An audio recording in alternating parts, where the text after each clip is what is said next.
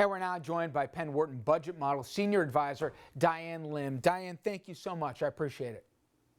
Hi, Richard. How are you? I'm okay, but when you look at these numbers, the more daunting thing is that they really don't tell just how deep the problem runs. 10 million unemployed in 2 weeks. The belief is the number is much deeper than that, not just when you factor in the unaccounted numbers but also the fact that there's more stress is put on people's hours being reduced, people on the verge of also joining them on the unemployment line. Where do you really put the unemployment rate? Do you put it closer to 15%, even if not even higher? Well, of course, the weekly unemployment claims are a number that reflects people newly filing for unemployment benefits. And if you take that number, we've added 10 million to the unemployed rolls based on that count alone. Today, we got the monthly report, and it showed that the unemployment rate is up to like 4.4%, which is not very high. The 10 million jobs, the 10 million people added to unemployment rolls would put the unemployment rate up to very, very close to 10%, which is the peak unemployment rate we got to in the worst part of the Great Recession in the fall of 2009. So it's going to get that's my way of saying the official number that we end up seeing when the April monthly report comes in a month. Those numbers are going to be worse. And I think it understates the unemployment, the truly unemployed number, because the number based on claims is still just based on people who have filed for unemployment benefits. And that leaves out a lot of unemployed who haven't gotten around to filing and who never may qualify, actually, because they're undocumented.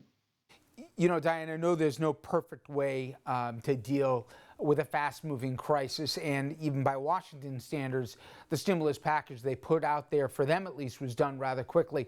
Where are your concerns in terms of how it's applied? Some people said not even after the fact, but before. There's other models on the international stage where it goes directly to the employer, and the employer that way would keep afloat even if they weren't producing product. They would keep basically people on payroll. It could be a more efficient way to get the number, and also a more efficient way to get them back up and running in business when people are allowed outside of their doors. Yeah, but I think every country has sort of a different composition of workers. In our country, the trouble with going through employers only is there are a lot of people that are self-employed. There are people that are independent contractors. And so it's not necessarily going to get to them very effectively if you just go through employers, because a lot of people work in non-traditional relationships. So I think that the goal of the big $2.2 trillion CARES Act package was honestly to just throw out money in all kinds of different directions rather indiscriminately, because I think there's a fear that if you target it too much through one channel, you're going to leave out a lot of people. Diana, is the fear also that the mechanism to get that money out, even if it's in that shotgun approach rather than more target and a rifle way, is that the SBA and a lot of these agencies that are directly involved in getting the monies where it's got to get out the door, they're not equipped for that right now. Plus, there seems to be a lot of confusion and not a lot of direction at the top as to how it's going to work. Are you also concerned about some of those same things from an organizational way? Well, yeah, I think from an administrative perspective, this is a really difficult package of assistance, fiscal assistance to get out, because we've expanded a lot of programs beyond what they're normally capable of handling. And the loss of employment has happened so suddenly and dramatically that our economic assistance systems can't handle it, sort of like how our hospital systems can't really handle too many people getting sick at the same time. It's kind of exactly the same thing in terms of it's too big of a load too quickly, and we're in our uncharted territory in terms of the delivery of economic assistance. So yes, I mean, I think the SBA, the Small Business Administration loans, first opened up for applications today, and they're just overwhelmed. And I know that states are struggling to keep up with the unemployment benefits filings, and that every state is trying to cope in its own way in terms of ways of queuing up the unemployed applicants so that they don't get a crush of applicants all in one day. I've heard, Diane, that, hey, there is, a bright side, if you're going to find it that way, that this particular recession wasn't caused by, an economic downturn on the fiscal merits of where we were right now, but obviously it was done by something outside and unexpected. That said, you look at the retail industry, you look at travel industry, it's not like they can just turn the light switch back on when, whatever, 2-3 months, however long it takes, the doors open all up again.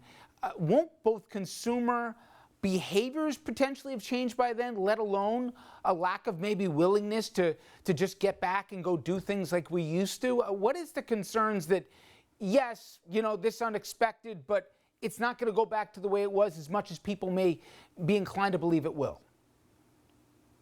Well, so yeah, I think that the economy has to wait until it's safe from a public health perspective for businesses to get back into what they normally do.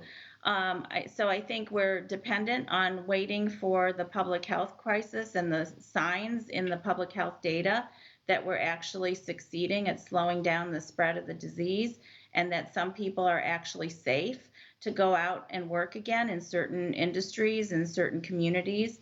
I think that in general, I think a lot of these businesses in the leisure and hospitality sector, the restaurants and bars and event venues, I think they will not have a difficult time getting started again once it's safe to get started again, just because I believe that most of these employers are maintaining relationships, connections to their workforce, and that most of the people that are filing for unemployment right now, if they're coming from leisure and hospitality industries, I believe that they wouldn't exactly consider themselves completely detached from work. They would even say, yeah, I'd hope to go back and work for my same employer when this is over.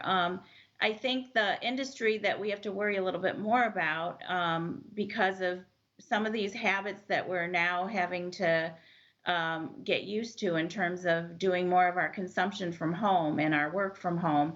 I think we have to worry about some of that lingering, that some people decide they like to do more things at home and they don't like to go out as much, and maybe that they also are a little fearful of being out in public unnecessarily in crowded situations. So there may be some fear that has a dampening effect on,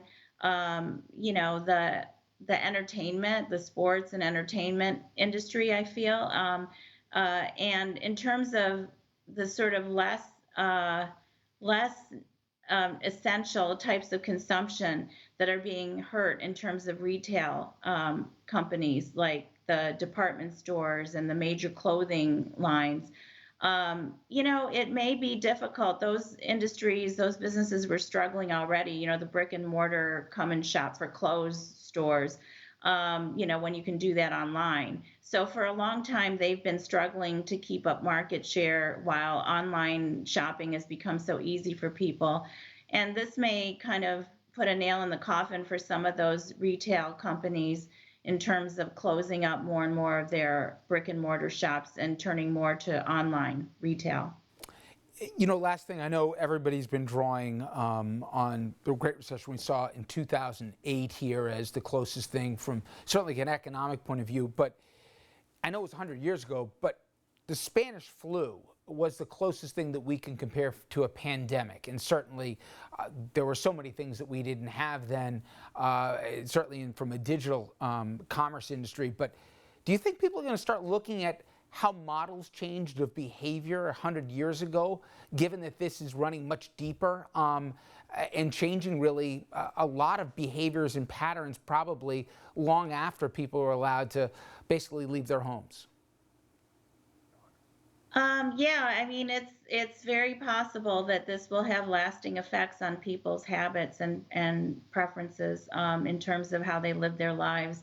For years, economists have been noticing how people's consumption habits have gone away from the consumption of things and toward the consumption of experiences. That people were spending a lot of their money on travel and entertainment and going out to eat, rather than acquiring lots of expensive things. So, especially among young people, there was more of a preference toward, avoiding buying a car or buying a house, or at least delaying those kinds of purchases. It wasn't a priority for today's, 20 some year olds as it was when I was 20 some years old. So I think that we will have to wait and see how people change their economic habits after the economy is able to kind of get back to normal.